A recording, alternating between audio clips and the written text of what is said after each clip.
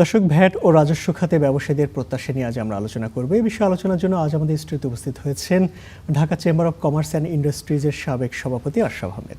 আপনাকে স্টুডিওতে স্বাগত জানাচ্ছি। আমরা জানি যে এনবিআর পক্ষ থেকে কিন্তু নতুন যে ভ্যাট যে তারা কার্যক্রম উদ্যোগ হাতে নিয়েছে, সেখানে ক্ষুদ্র ও মাঝারি যারা উদ্যোক্তা রয়েছেন কিংবা ব্যবসায়ী রয়েছেন তাদেরকে ভ্যাটের আওতায় নিয়ে আসতে চাচ্ছেন। ভ্যাট যখনই কার্যকর হয়, আমরা তো জানি এটা আসলে আলটিমেট পর্যন্ত গিয়ে গ্রাহকদেরই আসলে এটা দায়টা নিতে হয়। এর ফলে প্রান্তিক পর্যায়ে যারা ব্যবসায়ী রয়েছেন তাদের আসলে ব্যবসা পরিচালনায় কোনো বাধা তৈরি করবে কিনা, পণ্য মূল্য যদি কিছুটা বেড়ে যায় সেখানে কোনো প্রতিবন্ধকতা সৃষ্টি হবে কিনা?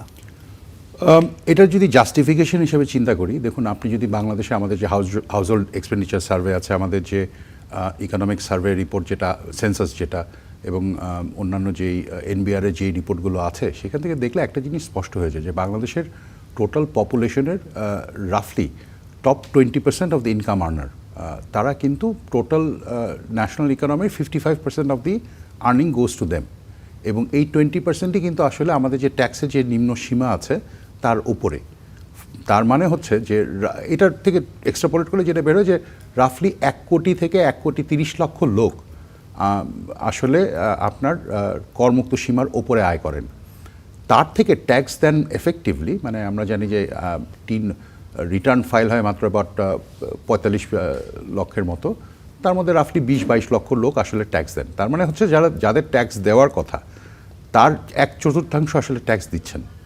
কি পরিমাণ ট্যাক্স দিচ্ছেন সেটা নিয়ে পরে আসি, কিন্তু আপনি এই যে বিপুল জনসংখ্যা যাদেরকে আপনি ট্যাক্স নেটের ভিতরে আনতে পারছেন না, এটা কিন্তু ব্যক্তিগত আয়, এটা কিন্তু ব্যবসায়িক আয় না, ভ্যাটও না, এটা আমি just talking about income tax. So এই ইনকাম ট্যাক্সের এই যে বড় অংশটা, সেটাকে যদি আপনি ট্যাক্স রেটের বাইরে রাখেন, তাহলে যেখানে আসলে আপনার ইনকাম ট্যাক্স খাত থেকে আয় হওয়ার কথা জিডিপির 10%, সেখানে হচ্ছে 2-2.5%। সিমিলারলি আপনি যদি ভ্যাটের ক্ষেত্রে দেখেন, 1,18,00,000 ইকোনমিক এন্টারপ্রাইজ আছে, তার মধ্যে থেকে বলা হচ্ছে যে 99% হচ্ছে ক্ষুদ্র এবং small, medium and micro enterprises. তারা যদি ট্যাক্স নেটের ভিতরে না আসেন, শুধুমাত্র যদি সরকারের ভ্যাট কালেকশন যদি শুধুমাত্র ওই যে 0.5%, 1% এন্টারপ্রাইজেস যারা অর্গানাইজ সেক্টরে কাজ করেন তাদের মধ্যে যদি সীমাবদ্ধ থাকে, তাহলে আমার মনে হয় না আমাদের যে ট্যাক্স জিডিপি যে পরিমাণটা দরকার, অ্যাটলিস্ট 15-20%, সেটার ধারে কাছেও আমরা কখনো যেতে পারবো। মানে ব্যাপারটা এইভাবে সোজা বাংলায় যদি বলে দিই যে সব আইন অনুসারে যাদেরই ট্যাক্স দেওয়ার আছে, বাধ্যবাধকতা আছে, সামর্থ্য না, বাধ্যবাধকতা আছে, তাদের সবাইকে আসলে ট্যাক্স দিতে হবে। আপনি ন্যায় অন্যায়ের বিষয়টা কিংবা সেটা উচিত কি অনুচিত হবে, কত % ট্যাক্স হবে, সেটা কিন্তু তার পরের বিষয়। আপনি যদি সবাই যদি ট্যাক্স নেটের ভিতরে থাকেন, তারপরে আপনার এখন যেমন আমাদের তো ট্যাক্স রেট আসলে প্রোগ্রেসিভ, যে আপনি আয় যত কম হবে আপনার ট্যাক্স রেট তত কম হবে, আপনার আয় যত বাড়তে থাকবে ট্যাক্স রেট তত বাড়তে থাকে। এখন সিনারিওটা হয়ে গেছে প্রায় 70-80%-এর মতো ট্যাক্স আসে শুধুমাত্র ঢাকা এবং চিটাগাং থেকে।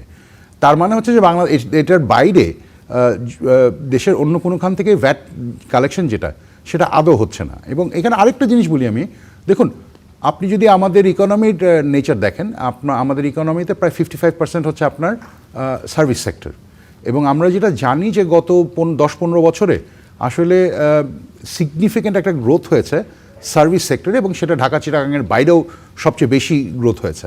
সো এই যে ইকোনমির এই অংশটাকে যদি আমরা ট্যাক্স নেটের ভিতরে না আনতে পারি, তাহলে কিন্তু আপনার 2 ধরনের প্রবলেম হয়। একটা হচ্ছে, যেমন ধরুন, আমি কোনো কারণে ট্যাক্স নেটের ভিতরে পড়ে গেছি, আমাকে ট্যাক্স দিতে হচ্ছে, কিন্তু আমার কম্পিটিশন যারা আছেন, যাদের সাথে আমাকে প্রতিযোগিতা করে টিকে থাকতে হয়, তারা যদি ট্যাক্স না দেন, তখন কি হয়, আমি কিন্তু আসলে মার্কেটে আসলে আর কম্পিটিটিভ থাকি না, একটা ইমব্যালেন্স তৈরি হয়ে যায়, একটা ইমব্যালেন্স তৈরি হয়। এবং আপনি তখন যেটা হচ্ছে যে আপনি সবাইকে না আনতে পারলে যেটা হবে, যাদেরকে আনতে পারছেন তারা কিন্তু এই মুহূর্তে সবচেয়ে প্রোগ্রেসিভ অংশটা, যারা আসলে সবচেয়ে বেশি কন্ট্রিবিউট করতে পারছেন, হঠাৎ করে তাদেরকে যদি আপনি প্রতিযোগিতা থেকে বের করে দেন, তাহলে সেটা ইকোনমির জন্য ভালো হয় না। আচ্ছা, কিন্তু আরেকটা বিষয় যে